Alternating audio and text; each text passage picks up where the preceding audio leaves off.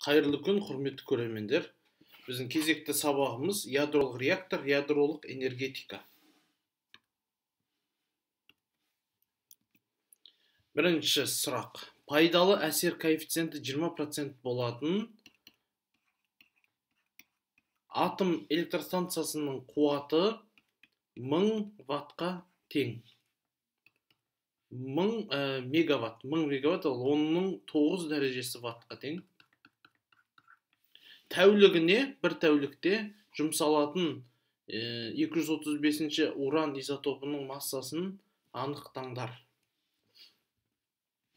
Так, енді бұл жерде пайдалы энергия ол P дельта T бөлінген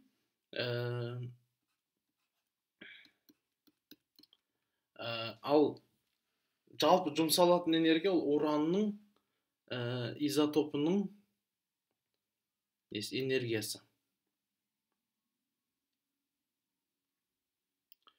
Ядролық реакция кезіндегі энергиясы бұл пайдалы әсер коэффициентіне тең. Енді әр бір атом ыдыраған кезде 200 мега электрон вольт энергия бөлінеді. Бізде N деген N бөлінген N авогадро тең болады массаны малярлық массаға бөлгенге тең. Осы жерден біз массаны орнына қойсақ болады. P дельта T бөлінген E0, мынау E0.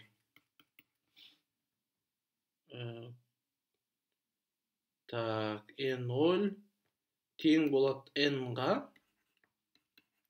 N бізде M, N авогадро бөлінген малярлық масса.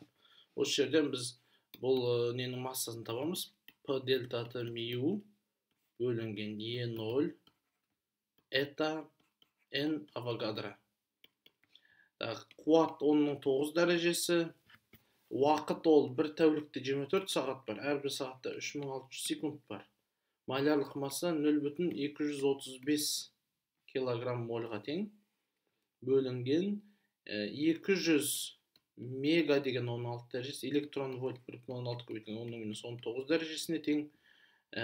Пайдалы әсер коэффициенті 0,2, авогадро саны 6 көбейтілген 10-23 дәрежесіне тең. Сонда қараңыздар.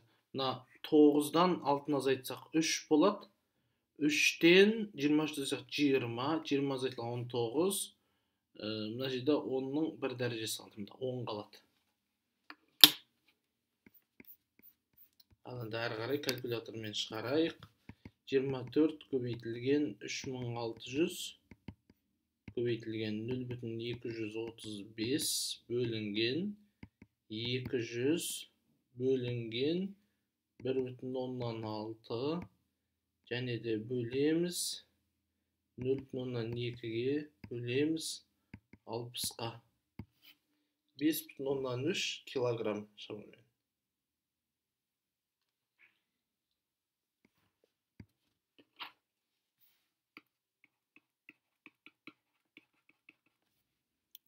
Екінші есеп. ақш-тың Наутилус атомдық сүңгуір қайығының жылулық қондырғысының қуаты 14,7 мегаваттқа тең. Пайдалы әсер коэффициенті 25%, 0,25. Отын ретінде пайдаланылатын, отын ретінде байытылған уран қолданылады. Және де оның 1 килограмм массасында ядролар бөлінген кезде 6,9 көбейтілген 10-ның 18 дәрежесі джоуль. 1 килограммнан осынша энергия бөлініп шығады. Қайық 1 жыл бойы жүзу үшін қанша отын қоры қажет дейді.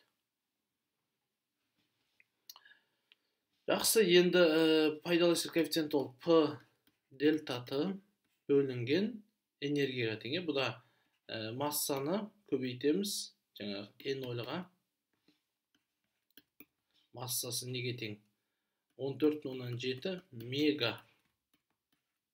Так, мынау 1 жыл ол 365 күн, және де әр күнде 24 сағат, әр сағатта 3600 секунд бөлінген.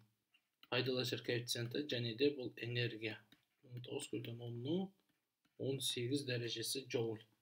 Осынша килограмм болады.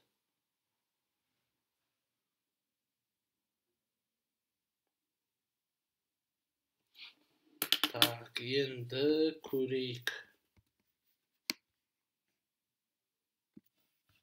14,7 көбейтілген 10-6 дәрежесін көбейтеміз 365-ке, оны көбейтеміз 24-ке, оны көбейтеміз 3600-ге, бөлеміз 0,25-ке, бөлеміз 6,9-ға, және де бөлеміз 10-18 дәрежесіне. Так.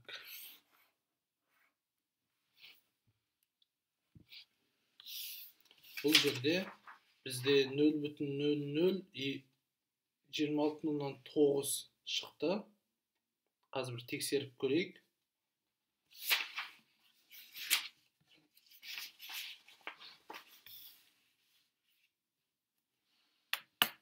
Мына жерде мен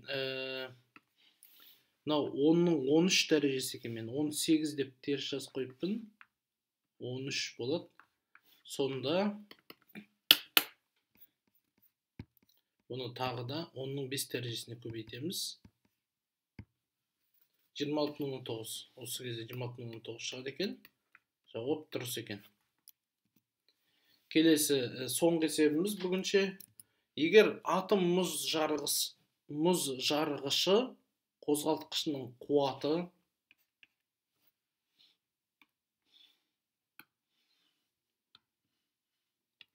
так 3,2 көбейтілген 10-4 дәрежесі киловатт.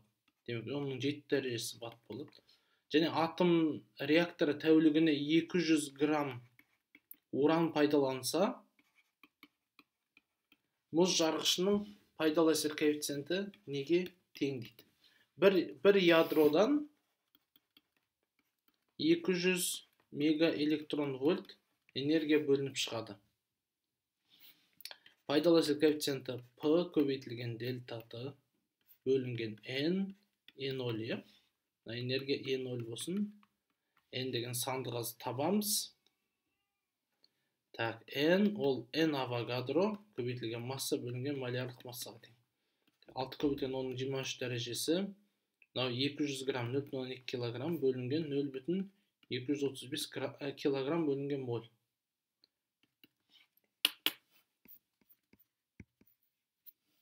6 көбейтілген 0,2 бөлінген 0,235 5,1 көбейтілген 10-23 дәрежесі. Енді пайдалы әсер коэффициенті неге тең? Қуат 3,2 көбейтілген 10-7 дәрежесі. Ал уақыт тәулігі дейді. Тәулік деген 24 сағат және 3600 секунд. 5,1 көбейтілген 10-23 дәрежесі. 200 мегаватт. Ол 2 көбейтілген 18 дәрежесі. Электрон вольт. Так, мұна екеуі 10-4 дәрежесі болады. 4. Мұна 4 пен 8, 12. Минус 12 плюс 7.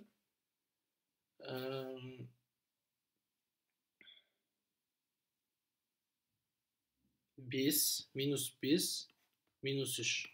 Оның минус 3 дәрежесі.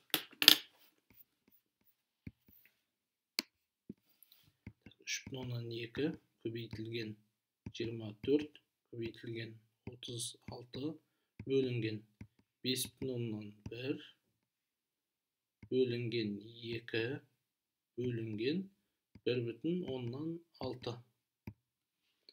169 көбейтілген 10-3 дәрежесі. 0,169. Демек 16,9 пайыз болады. Жақсы, осымен сабақ бітті, сау болыңыздар.